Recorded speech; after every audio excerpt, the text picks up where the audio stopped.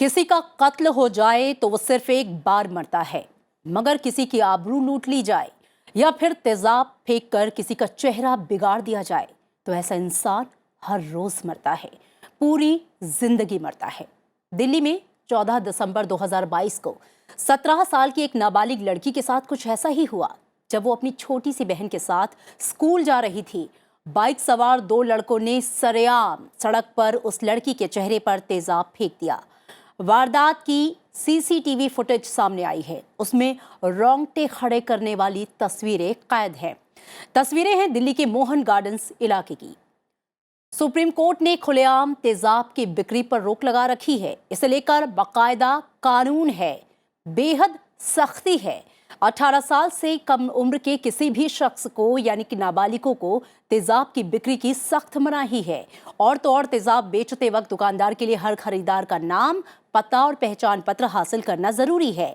Acid attack के बढ़ते मामलों और इसके अंजाम को देखते हुए ऐसा करने वाले गुनहगारों को कम से कम 10 साल से लेकर ज्यादा से ज्यादा आजीवन कारावास यानी कि ताउम्र कैद की सजा दिए जाने का प्रावधान है। लेकिन फिर भी ऐसी वारदातें बड़ा प्रश्न चिन्ह खड़ा करती हैं हमारे समाज की मानसिकता पर, कानून व्यवस्था पर भी, और लोगों के ऊपर जिन्हें यही नहीं पता कि हमारे साथ जो वारदात हुई है, जो घटना हुई है, उसका जो अंजाम हम भुगत रहे हैं, उसके लिए न्याय का दरवाजा हम खटखटा सकते हैं। हमारे कुछ न्याय हैं, अधिकार हैं जिसका लाभ हम उठा सकते हैं। तमाम पहलुओं पर हम बातचीत करेंगे आज। नमस्कार, स्वागत है आपका कानून में। मैं हूं आपके साथ अमृता चौरसिया।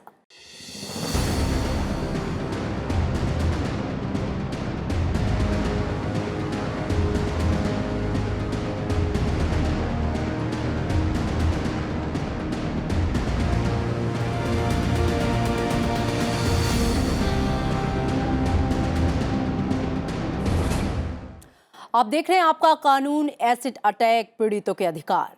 तो क्या कहता है कानून, क्या है पीड़ितों के कानूनी अधिकार, इस पर करेंगे बातचीत। क्या कहती है आईपीसी की धारा 326 ए और 326 बी, जिसमें सजा और जुर्माने का प्रावधान है। इसको लेकर विस्तार से बातचीत करेंगे। साथ ही पीड़ितों को कैसे मिलेगा न्याय, उसका प्रोसेस क्या है, उस पर हम विस्तार से बातचीत करेंगे। और एसिड बिक्री को लेकर क्या नियम बनाए गए हैं, क्या सख्ती है, सुप्रीम कोर्ट ने भी इससे लेकर आदेश दिया था, आखिर इन नियमों का क्या पालन नहीं हो रहा है, तमाम बिंदुओं पर बात करेंगे। और जो एसिड विक्टिम है, उनकी जिंदगी, उनके रिहैब को लेकर भी बात करेंगे। तमाम सवालों का जवाब देने के लिए हमारे साथ एक खास पैनल भी मौजूद है। लेकिन आपको बता दें कि राष्ट्रीय अपराध रिकॉर्ड ब्यूरो यानी कि एनसीआरबी का जो डेटा है, उसके अनुसार देश भर में तेजाब के जो हमले हैं वो 2021 में 176, 2020 में 182, 2019 में 249 मामले दर्ज किए गए। और सिर्फ अगर दिल्ली की बात करें तो 2021 में तेजाब के हमलों में 9 से अधिक मामले सामने आए। गृह मंत्रालय ने सदन में एक सवाल के जवाब में कहा कि 2018 से 2022 के बीच देश में 386 मामले दर्ज किए गए। एनसीआरबी के मुताबिक जिन मामलों में न्यायिक कार्रवाई की जाती है, कई बार ऐसा होता है कि परिणाम भी जो है वो विक्टिम के पक्ष में नहीं आता, निराशाजनक होता है। 10 को बीत जाते हैं, कई बार न्याय मिलने में देरी होती है, तमाम तरह की दुश्वारियां जो हैं उनको झेलनी पड़ती हैं। बेहद खास मेहमान मेरे साथ मौजूद है स्टूडियो में, आपसे परिचय करवा दूं जिनसे आज हम इस बारे में विस्तार से बातचीत करेंगे। मेरे साथ स्टूडियो में मौजूद हैं प्रणत जोशी, आप न्यायिक अधिकारी हैं DSLS से। सर, स्वागत है आपका संसद टीवी में। साथ ही मेरे साथ सुनीता ओझा हैं, आप जानी मानी अधिवक्ता हैं सुप्रीम कोर्ट से। मैम, आपका स्वागत है संसद टीवी में। और हमारे साथ जूम से जुड़ रहे हैं चंद्रहास मिश्रा जी, आप एसिड अटैक पीड़ित भी हैं और साथ ही आप PRO हैं ASWWF यानी कि acid survivor and women welfare foundation है इसकी। बहुत स्वागत है आप सभी खास मेहमानों का। और आइए चर्चा की शुरुआत करते हैं। सबसे पहले चर्चा में जो बात है वो एक पीड़ित से ही, उनकी आप बीती से ही शुरू करते हैं। चंद्रहास जी, मेरा सबसे पहला सवाल आपसे ही है। एक एसिड अटैक विक्टिम होना अपने आप में पूरी जिंदगी का एक दर्द, और हम देख रहे हैं कि इस मामले में लड़कियां ज़्यादा जो हैं वो शिकार होती हैं। आप एक फाउंडेशन भी चला रहे हैं जिसमें आप रिहैब करते हैं उन पीड़ित महिलाओं के लिए। एक तो आपके साथ जो घटना हुई है वो भी हमें बताइए संक्षिप्त में, और जो आप रिहैब कर रहे हैं किस तरह के मामले आपके सामने आते हैं एसिड विक्टिम्स के? जी, नमस्कार मैं सभी को। जी। मैं मेरठ से हूँ, उत्तर प्रदेश।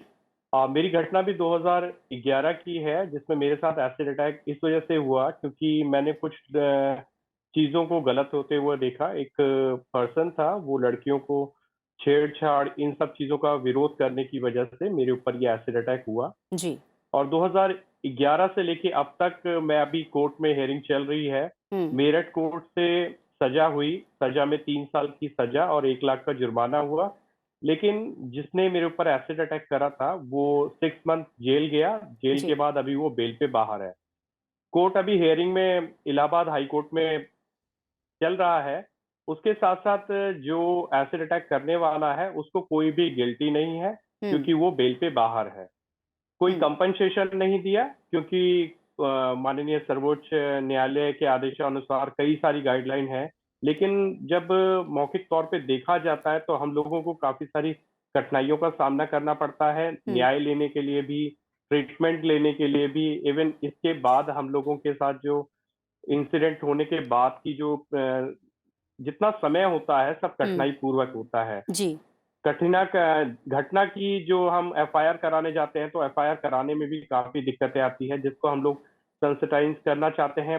पुलिस विभाग से हम लोग जब से 2011 के बाद 2015 से मैंने हम्म। एसिड अटैक सर्वाइवर के लिए सपोर्ट सिस्टम स्टार्ट किया, जिसमें काफ़ी जी। सारा मेरे पास डाटा आया, जिसमें मोस्टली महिलाएँ थी जिनके साथ ये इंसिडेंट हुआ और कुछ परसेंट पुरुष भी थे, जी। जो 30 से 35% डाटा है। हम्म।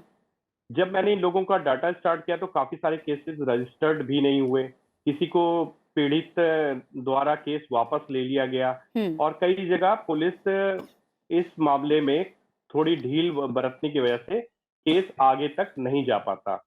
और ठीक है। काफ़ी मामला जैसे मेरा मामला है, मेरे मामले में उल्टा मेरे अगेंस्ट ही उन्होंने क्रॉस केस फाइल कर दिया, जिससे कि कोर्ट केस इतना लंबा चला जो कि 11 साल, 10 साल हो जाते हैं न्याय मिलने में। बिल्कुल, चंद्रहास जी ने आपने जो बात बताई उससे हमने समझा कि एक एसिड पीड़ित जो है वो किस तरह की दुश्वारियों को झेलता है। मैं सुनीता ओझा जी आपका रुख करना चाहूँगी, चूँकि आप लॉयर हैं और कई बार आपके सामने भी ऐसे मामले आते ही होंगे। अगर हम कानून की बात करें तो एसिड अटैक विक्टिम्स के लिए कानूनी प्रावधान क्या है? जैसा कि हमारी बात हो रही थी एसिड विक्टिम सर्वाइवर से, इन्होंने बताया इनका इंसिडेंट 2011 का है। 2013 in terms of legal reform जो एसिड विक्टिम के लिए आया, वो बहुत लैंडमार्क रहा। वर्मा कमेटी की रिपोर्ट के बाद कानून में सुधार हुए। आईपीसी की धारा में 326 ए और 326 बी जो जुड़े हैं, उसमें अब जैसे बता रहे थे हमारे अभी स्पीकर की 3 महीने में वो छूट गया। अभी जो मिनिमम आपका सज़ा है वो 10 साल, और जो which can go up to life imprisonment. और लाइफ इम्प्रिजनमेंट एक्चुअली मीन्स कि पूरी ज़िंदगी भर बिल्कुल चला सकते हैं जेल के अंदर। तो ये एक बहुत बड़ा स्टेप रहा in terms of legal reform, दोनों एक जस्टिस देने के लिए भी विक्टिम को, कि ऐसा ना लगे कि 3 महीने बाद वो बाहर आ गए, और दूसरा also to act as a deterrent, कि एक जब आप बढ़ाते हैं, एक सज़ा को बढ़ाते हैं, तो उससे भी थोड़ा समाज में एक डर पैदा होता है। क्योंकि मोस्टली ये एसिड जो आपके अटैक्स होते हैं जिस तरह से इतना रैम्पेंट, एक ज़माने में 2013 के पहले बोलिए तो 2013 या उसके पहले भी, जब लक्ष्मी जी, जब union of India versus Lakshmi जब वो केस आया, उसके पहले एसिड बाज़ारों में सब्ज़ी तरकारी की तरह बिकता था जी, उसके बाद खुलेआम बिकता था। और लड़कियों को हैरेस करने का, चूंकि ऑल्दो ये कानून जो है वो जेंडर न्यूट्रल है जी, इसमें ऐसा नहीं है कि केवल लड़की, 326 ए और बी दोनों ही जेंडर न्यूट्रल है। लेकिन आप डेटा को देखिए तो प्राइमरीली इन्होंने भी बताया कि इनके ऊपर भी अटैक इसलिए हुआ क्योंकि ये कुछ महिलाओं को बचाने की कोशिश कर रहे थे। तो ये जेंडर, इसका बहुत स्ट्रॉन्ग जेंडर एंगल है, और जो पर्सपेक्टिव है towards women specially in smaller town. But anyway, आप दिल्ली वाला जो इंसिडेंट देख के बाद तो वो भी नहीं कह सकते। ऐसे कहा जाता था कि यूपी और बंगाल जैसे स्टेट्स हैं वो काफ़ी आगे हैं, स्मॉल टाउन्स में ज़्यादा इंसिडेंट्स होते हैं। और अब तो खुलेआम द्वारका जैसे बड़े शहर में हुआ, सीसीटीवी कैमरे की नज़र पे हुआ, तो इससे ये भी देखने को मिलता है कि बहुत हौसला बढ़ गया जी। Anyway, coming back to the legal remedies, वो उससे भी ज़्यादा एक इम्पॉर्टेंट बात था जो हमारे जो जुडिशियल ऑफिसर हैं वो बता सकते हैं उसके बारे में। सीआरपीसी में पहली बार ऐसा हुआ कि जो मुआवजा देने का प्रावधान कानून की प्रोसीजर में ही लाके डाल दिया गया। 357A जो सीआरपीसी में हुआ कि केस को डिसाइड करते समय केस के पहले मुआवजा की रकम तय होगी और कैसे जाएगा वो है कि नहीं, तो कानून में दोनों कर दिए गए। एक तरफ से सख्ती बढ़ती गई है इन टर्म्स ऑफ क्या पनिशमेंट हो सकती है, दूसरी तरफ से कैसे विक्टिम को कॉम्पनसेट किया जाए वो भी आ गया। बिल्कुल। और जो इलाज कराना है, इनफैक्ट ऐसे एफआईआर में अगर आपने कोताही बरती है तो वो भी उसके ये बहुत महत्वपूर्ण आपने मुद्दा उठाया। प्रणत जोशी जी, मैं आपको चर्चा में शामिल करना चाहूंगी। और जैसा कि सुनीता जी कह भी रही थी, विक्टिम कॉम्पनसेशन अपने आप में एक बहुत बड़ा मुद्दा है, क्योंकि विक्टिम को ये पता ही नहीं होता है कि हम कॉम्पनसेशन के अधिकारी हैं। कई बार उन्हें लगता है कि जिसने हम पर अपराध किया है उसे सजा मिल जाए, कम से कम उतना ही हो जाए, वो उसी की लड़ाई लड़ता रहता है। लेकिन उसकी जिंदगी में जो कष्ट आया है उसकी क्षतिपूर्ति तो नहीं हो सकती, लेकिन थोड़ा मुआवजे से उसको हल्का या रिहैब किया जा सकता है। सीआरपीसी का जिन्होंने जिक्र किया, मैं चाहूंगी आप उसको विस्तार से बताएं, और खासकर जो एसिड अटैक विक्टिम्स हैं उनके लिए मुआवजे का क्या प्रावधान है, और जो लीगल सर्विस एड अथॉरिटीज़ हैं वो किस तरीके से इसमें अपना योगदान देती हैं। देखिए, बिल्कुल आपने ठीक कहा कि मुआवजे से क्षति की पूर्ति तो नहीं की जा सकती, बट सुप्रीम कोर्ट्स का और सब बाकी न्यायालयों का यही मानना रहता है कि किसी प्रकार का कुछ रिलीफ विक्टिम्स को दिया जा सकता है। और धनराशि के तौर पर ही ये माना जाता है, समझा जाता है कि कुछ राहत ऐसे विक्टिम्स को दी जा सकती है। अभी हमारी ऐसी अटैक विक्टिम से बात हो रही थी, सर्वाइवर से। इन्होंने दो चीज़ें ख़ास तौर पे मैं उनके बारे में बताना चाहूँगा। ट्रीटमेंट को लेकर जो परेशानियों का सामना इन्हें करना पड़ा, तो जैसा कि मैम ने अभी बताया कि Lakshmi versus union of India 2013 में उसके बाद JS वर्मा जस्टिस की कमेटी गठित हुई थी। उन्होंने कुछ निर्देश दिए थे। उन निर्देशों को गृह मंत्रालय ने सभी राज्यों को और केंद्र शासित राज्यों को भी निर्देशित किया था कि वो ऐसी स्कीम्स बनाएं जिसमें कि सारे जितने भी सरकारी गैर सरकारी अस्पताल हैं वहाँ फ्री में एसिड अटैक विक्टिम्स का इलाज हो। कानून में एक प्रावधान ये बनाया गया, अगर कोई भी हॉस्पिटल, कोई भी अस्पताल एसिड अटैक विक्टिम्स का इलाज करने से मना कर देता है तो सेक्शन 166B है, 166B है आईपीसी का, जिसके तहत कार्यवाही की जाएगी ऐसे हॉस्पिटल पे, और उसमें 1 साल तक की जेल का प्रावधान किया गया है। साथ ही इन्होंने बताया FIR करवाने में मुश्किल आती है। FIR करवाने के लिए भी ये प्रावधान बनाया कानून में, 166A धारा को इंक्लूड किया गया आईपीसी में। उसके तहत अगर कोई भी पुलिस ऑफिसर किसी भी प्रकार की कोताही बरतता है, चाहे FIR करने में हो, चाहे इन्वेस्टिगेशन करने में हो, उसके लिए सजा का प्रावधान किया गया है 2 साल तक की।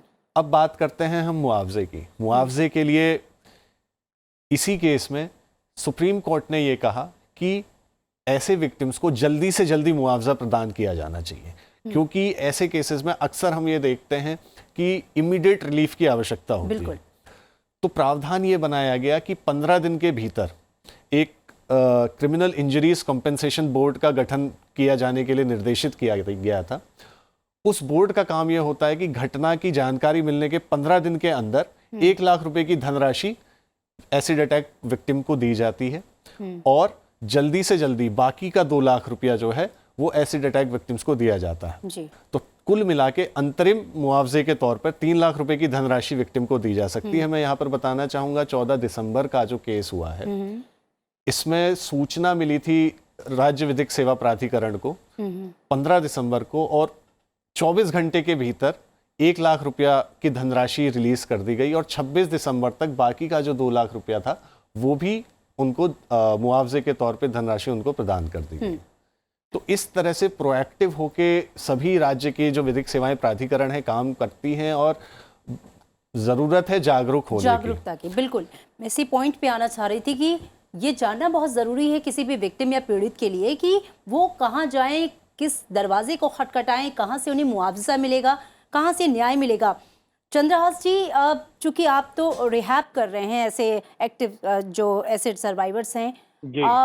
किस तरीके से आप अपने स्तर पे कोशिश कर रहे हैं कि उनमें ये जागरूकता आए? क्योंकि विडंबना ये है कि विक्टिम कॉम्पनसेशन आज की डेट में बहुत बड़ा मुद्दा इसलिए भी है कि विक्टिम को पता नहीं है कि उसको मुआवजा मिलेगा या नहीं मिलेगा, और मिलेगा तो कैसे मिलेगा। कई बार प्रोसेस भी इतना लंबा हो जाता है, कई बार उनको कई हर्डल्स आते हैं। तो मैं चाहूँगी कि यहाँ पे न्यायिक अधिकारी भी मौजूद हैं, लॉयर भी मौजूद हैं, तो आप उनको थोड़ा साझा करिए जो हर्डल्स फेस करती हैं महिलाएं, खासकर जो पीड़ित हैं। जी। मैम, दिक्कत ये आती है कि एनजीओ जब खड़ा रहता है सर्वाइवर के पीछे तो उसे सुविधाएं मिलती है, कहीं भी बात कहने का, रखने का, बात रखने का उसे हक मिलता है। हमें अपने न्याय के बारे में सूचना अगर हम एनजीओ के थ्रू मिल सकती है, और उसमें दिक्कतें आती हैं जैसा सर ने बताया, दिल्ली जैसे जगह में ये बहुत जल्दी इम्प्लीमेंट हो जाता है, लेकिन अन्य राज्यों में ये बहुत धीमी गति से चल रहा है। ठीक है, तो इन्होंने चूंकि प्रोसेस पर ही सवाल उठाया है कि कई बार क्या होता है कि प्रोसेस में मैम इतना टाइम लग जाता है, लोग सोचते हैं छोड़ दो, लंबा कोर्ट का मामला है और ज़िंदगी तो ख़राब हो ही गई, अब बाकी ज़िंदगी उसमें चली जाएगी। तो ऐसे लोगों को आप क्या सलाह देना चाहेंगे? क्योंकि जो लूप होल्स लोग कहते हैं कि कानून के प्रोसेस में है कि हम कैसे अपने अधिकारों को पाएँ, क्योंकि प्रोसेस ही इतना लंबा है, ऐसे लोगों के लिए आप किस तरह की राय देना चाहेंगी?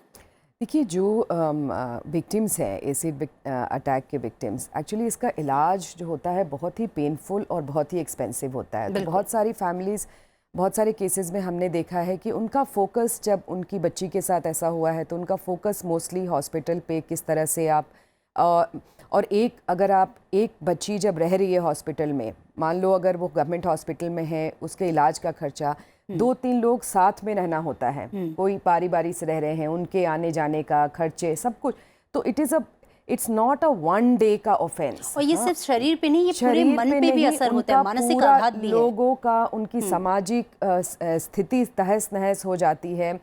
तो इस समय में जो हम कह रहे हैं डीएलएसए हुआ या डीएलएसए की तरफ से आपको एक्चुअली वैदिक जो लीगल एड मिलता है, लीगल एड काउंसिल भी मिलते हैं।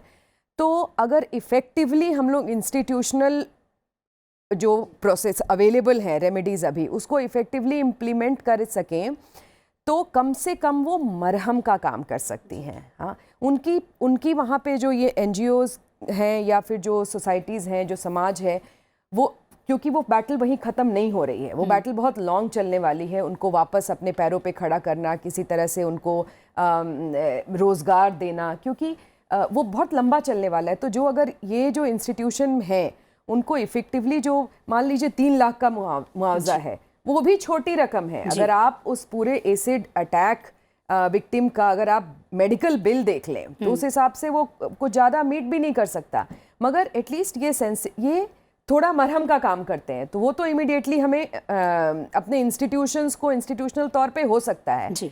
और जो सामाजिक तौर पे जो चेंज की बात है, वो तो आपके जैसे लोग हैं, आप मीडिया है, अलग अलग फोरम्स है, उस पर बात करके लाई जा सकती है। क्योंकि it is again it's a violence against women, it's largely a violence against women. जब तक हम पूरी सोच अपनी नहीं बदलेंगे कि अगर, और most of the time 90% cases, 99% cases में ऐसा होता है कि महिला ने ना कही और उसको फिर एसिड अटैक हुआ। तो ये तो सोच बदलने वाली प्रक्रिया है। तो कानून के हिसाब से कानून जो किताबों में आ गया वो चेंज हुआ है, इम्प्लीमेंट करने में हमें और सभी लोगों को, चाहे वो डालसा हो, चाहे अधिवक्ता हो, चाहे आप मीडिया हो, सबको काम करना है ताकि ऐसी बातों को, जैसे सर ने बताया कि इसमें इतनी जल्दी से इमीडिएटली दिया गया, क्योंकि सब कुछ लाइमलाइट में है। और मेरठ में जब वो केस हुआ, 11 साल से केस चल रहा है, मुआवजा उन्हें मिला ही नहीं, जहाँ तक मेरी समझ में आया। तो केवल कानून केवल दिल्ली में सेंट्रेट होके ना रह जाए, बल्कि वो रिमोट और छोटे से छोटे शहर, छोटे छोटे इलाके पे पहुँचे। और इसके लिए जो जागरूकता की ज़रूरत है, बिल्कुल, जागरूकता उसके बगैर कानून जो एक एक ही लिमिट तक ला सकता है चेंज, उसके बाद हमारे हाथ में है। तो ये सोसाइटी में भी चेंज की यहाँ पे ज़रूरत कहीं ना कहीं महसूस की जा रही है कि लोग उस हिच से निकलें कि हमारे साथ ऐसा हो गया है तो हम कैसे अब इसको लोगों तक और ज़्यादा उसको प्रचारित करें। कई बार महिलाओं के साथ होता है तो घर वाले दबाते हैं उस चीज़ को, छुपाते हैं उस चीज़ को। प्रणत जी, DSLSA की भी मैं भूमिका यहाँ पर चाहूँगी कि आप लोग अवेयरनेस के लिए किस तरीके से काम कर रहे हैं और जिस जो विक्टिम्स है उनको आप रिहैब करवाने का भी काम करते हैं, मुआवजा दिलवाने का भी काम करते हैं। और ये व्यवस्था हम आपको बता दें कि पूरे पैन इंडिया में है, हर राज्य में है, हर ज़िले में है और हर तालुका स्तर पर है। और आप इसका फ़ायदा उठा सकते हैं जो फ्री लीगल एड है और जिसमें 14 कैटेगरीज़ हैं, जिसमें एक एसिड अटैक विक्टिम्स भी आते हैं। तो आप लोग कैसे लोगों को अवेयर कर रहे हैं कि लोग अपने अधिकारों को जानें और इन जो लीगल सर्विस एड अथॉरिटीज़ हैं उनका दरवाज़ा खटखटाएँ?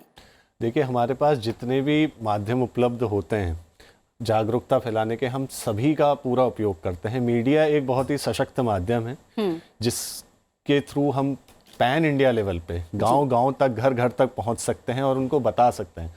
सबसे आसान तरीका हम तक पहुंचने का फ़ोन है, हमारा नंबर है 1516। आप 1516 नंबर अपने फ़ोन से मिलाएं, वो सबसे आसान तरीका है और सबसे जल्दी हम तक पहुंचने का तरीका है जी।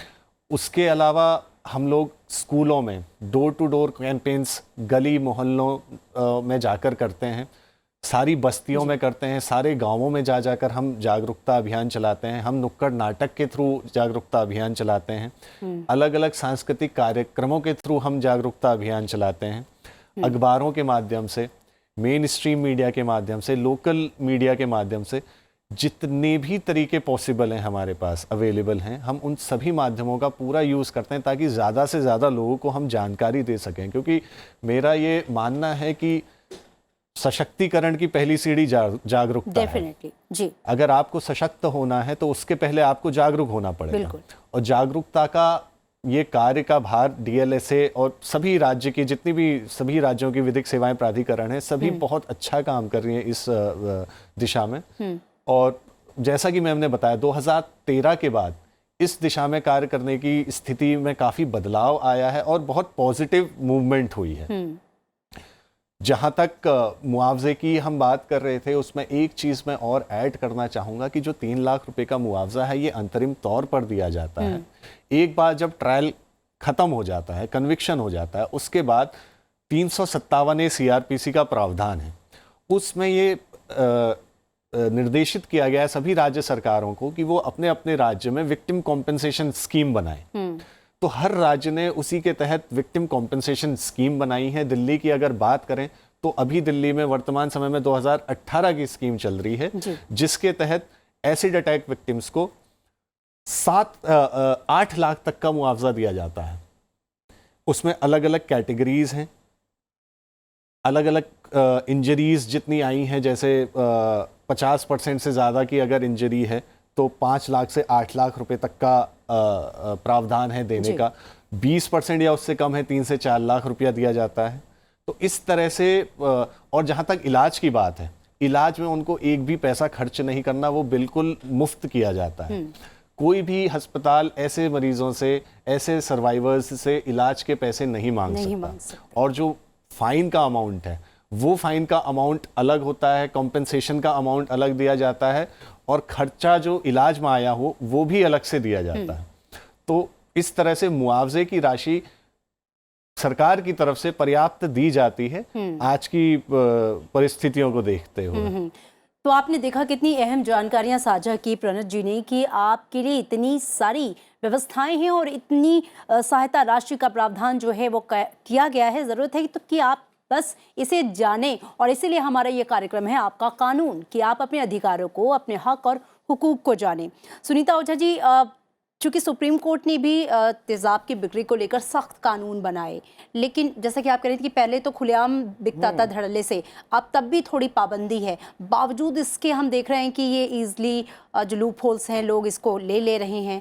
तो अब ऐसे में क्या लगता है कि अब इसमें कुछ और इसको लेकर और सख्त नियम बनाए जाने की ज़रूरत है, इसमें और इम्प्रूव किए जाने की ज़रूरत है? देखिए, नियम जो है दोनों ही आप सुप्रीम कोर्ट के गाइडलाइंस के हिसाब से और जो आपके मॉडल बने हुए हैं rules ministry of home affairs के हैं, उसके हिसाब से दोनों एंड को जो बेचने वाले हैं उस एंड को और जो खरीदने वाले हैं उस एंड को, दोनों को डॉक्यूमेंट करने का प्रावधान है।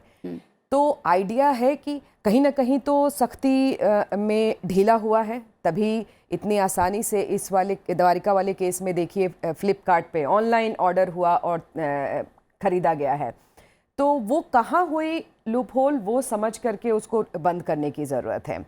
और एक बात जो मैं बस ऐड करना चाहती हूँ, जुर्माना और ये एक बहुत इम्पॉर्टेंट मुद्दा आता है जो अभी हमारे प्रेसिडेंट साहब ने भी उन्होंने अपने एड्रेस में बोला था कि लोग जब अप्रोच करते हैं कोर्ट को, जो कानून को, वो बहुत महंगा है। तो एट सम लेवल तो डालसा जो आज मौजूद है यहाँ पे हमारे यहाँ न्यायिक अधिकारी और जिन जुर्माना और कंपनसेशन देने में तो इनका रोल ही है ही।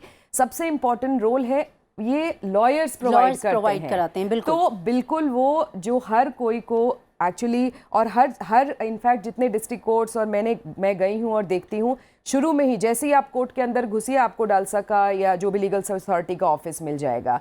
तो हर एक आदमी जो नहीं अप्रोच कर सकता, अफोर्ड नहीं कर सकता प्राइवेट लॉयर, उनके लिए भी ये एक बहुत बड़ा माध्यम है कि आप लीगल एड लें और वहाँ अपनी आपको लॉयर्स मिलते हैं। They are very good screen lawyers जो आपको रिप्रेजेंट करते हैं at every stage. They can help you compensation लेने में, एप्लीकेशंस बनाने में, ट्रायल में, ये सब आपकी मदद कर सकते हैं। तो जो जिस तरह से आपको सुविधा मिल सकती है स्टेट, क्योंकि लीगल एड जो एक कानून, access to justice is also one of your fundamental right. बिल्कुल, और इस लीगल एड का फ़ायदा आपको उठाना चाहिए। चंद्रहास जी, ये सारी बातें आपने भी सुनी होंगी और मैं उम्मीद करती हूँ कि आपके पास जो विमेंस आती हैं या जिनको आप रिहैब कर रहे हैं या आप अपने ऑर्गेनाइजेशन के माध्यम से इस चीज़ को और प्रचारित और प्रसारित करें कि किस तरीके से आप इस फ्री लीगल एड का फ़ायदा उठा सकते हैं। अब चूंकि क्लोजिंग के दौरान हम हैं और वक्त कम है, मैं चाहूँगी आप अपना एक लास्ट कमेंट दें, उसके बाद हम क्लोज करें कार्यक्रम को। मैं चाहता हूं जिस तरह गवर्नमेंट अपना जीएसटी का नियम लागू किया और जीएसटी स्टार्ट हो जाती है सभी स्टेट में, उसी तरह 2013 में जो कंपनसेशन और जो भी माननीय सर्वोच्च न्यायालय द्वारा आदेशित किया गया है उसका निवारण हो और उसे जल्द से जल्द इम्प्लीमेंट हो सके, ताकि जितने भी सर्वाइवर हैं उनको, जितने भी हमारे जितने गेस्ट हैं इन्होंने बताया, ये सारे फायदे मिल सकें। ठीक है, बहुत शुक्रिया आपका इस बातचीत के लिए। और प्रनंजित जी, लास्ट कमेंट आपका। देखिए, जहाँ तक न्याय की बात है, मैं समझता हूँ कि न्याय कई स्तर पे होता है। कानून के स्तर पे न्यायालयों में न्याय होता है, समाज के स्तर पे समाज में न्याय होता है। हमें आवश्यकता है, हमारे माता पिताओं को, अभिभावकों को, अध्यापकों को आवश्यकता है कि वो अपने बच्चों को ये मूल्य दें बचपन से ही कि कंसेंट क्या होता है, रजामंदी किसे कहते हैं, अपनी सीमाएं, बाउंड्रीज किसे कहते हैं। इस तरह की जब सीख बचपन से बच्चों को दी जाएगी तो एक समाज में परिवर्तन आएगा। बिल्कुल। और इस तरह की घटनाओं में कहीं ना कहीं बड़े स्तर पर अगर समाज की सोच बदलनी है तो मैम शुरुआत जो है वो परिवार से ही करनी पड़ेगी। आपका फाइनल कमेंट। नहीं, मैं एक्चुअली सहमत हूँ जो हमारे एसिड सर्वाइवर जिन्होंने सर ने बताया, बोला कि जैसे जब सरकार को जीएसटी लेना होता है तो इतनी बढ़िया इम्प्लीमेंट होती है। इनफैक्ट हमारी जो स्कीम्स हैं जो प्रोवाइड करने की विक्टिम कंपनसेशन को भी, वो भी उतनी ही इफ़ेक्टिवली और फास्ट स्मूथ रोल आउट हो। आई थिंक उससे एक बहुत इमीडिएट रिलीफ मिलेगा। और बाकी मैं बिल्कुल इस बात को मानती हूँ कि कानून जो है हमारे पास, कानून ने हमें हथियार दिए हैं, कानून ने हमारे लॉज जो है हमारे पास हथियार है, प्रोसीजर्स है हमारे पास हथियार है, लेकिन लड़ना हमें है हमारे को, पूरे समाज को। क्योंकि ये जो है एक ये बहुत ही अगर आप कभी किसी टाइम स्पेंड करें एक एसिड विक्टिम से, उसके डिफरेंट स्टेजेस पे उनके साथ रह के, तो ये बहुत दर्दनाक है और ये पूरे समाज के लिए एक सोचनीय स्थिति और जरूरत है कि पूरा समाज इनके साथ खड़ा हो। और जैसा कि मैडम ने कहा कि कानून हमारे पास एक हथियार है, लेकिन चलाना तो हमें ही होगा ना, उस हथियार का इस्तेमाल हमें करना होगा। तो क्या है आपके अधिकार, कैसे पा सकते हैं आप न्याय, और आपकी मदद के लिए सरकार ने कानून में क्या क्या प्रावधान किए हैं, ये सारी बातें कानून के बारे में आपकी हिफाजत के लिए, आपकी सुरक्षा के लिए हम आपको बताते हैं। आपके कार्यक्रम आपका कानून में। हमारे साथ एक खास पैनल मौजूद था, इतनी अच्छी चर्चा हुई। आप दोनों खास मेहमानों का बहुत शुक्रिया और चंद्रहास जी आपका भी बहुत शुक्रिया। और मैं उम्मीद करूंगी कि आप आज जो बातें हुई और ख़ासकर जो फ्री लीगल एड है एसिड विक्टिम्स के लिए, इसको और प्रचारित प्रसारित करें और आपने जो बातें रखी उस पर भी अमल हो, हम इसकी उम्मीद करते हैं। आप अपना ख्याल रखिए। फ़िलहाल दीजिए इजाज़त, नमस्कार।